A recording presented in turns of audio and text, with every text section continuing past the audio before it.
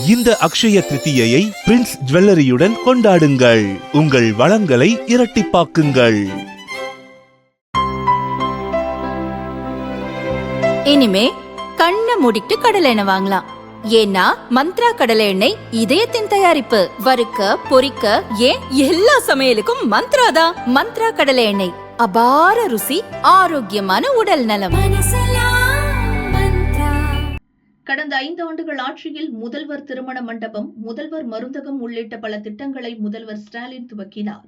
மகளிர் மாணவர்களுக்கு பல்வேறு திட்டங்களையும் செயல்படுத்தினார்.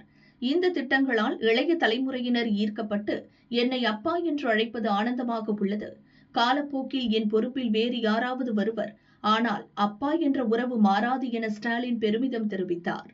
முதல்வர் எந்த பகுதிக்கு சென்றாலும் அங்குள்ள மாணவ மாணவியர் அப்பா என்று உரிமையுடன் அழைக்கின்றனர் என துணை முதல்வர் உதயநிதி கூறினார்.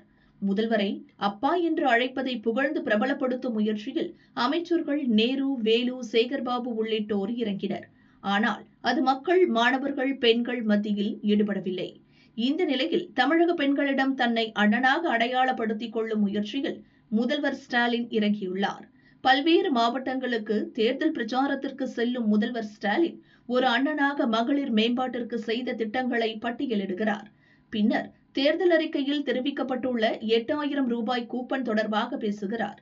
அப்போது இந்த அண்ணன் கொடுக்கும் கூப்பனை வாங்கி என்ன பொருட்களை எந்த கடையில் வாங்க வேண்டும் என்று பெண்களே முடிவு செய்து கொள்ளலாம். கணவரிடம் டோக்கனை கொடுக்காதீர்கள், மீறி கேட்டால் அண்ணன் ஸ்டாலினிடம் சொல்லுங்கள், அவர்களை நான் பார்த்துக் கொள்கிறேன் என வாய்க்கு வாய் அண்ணன் அண்ணன் என முதல்வர் கூறி வருகிறார்.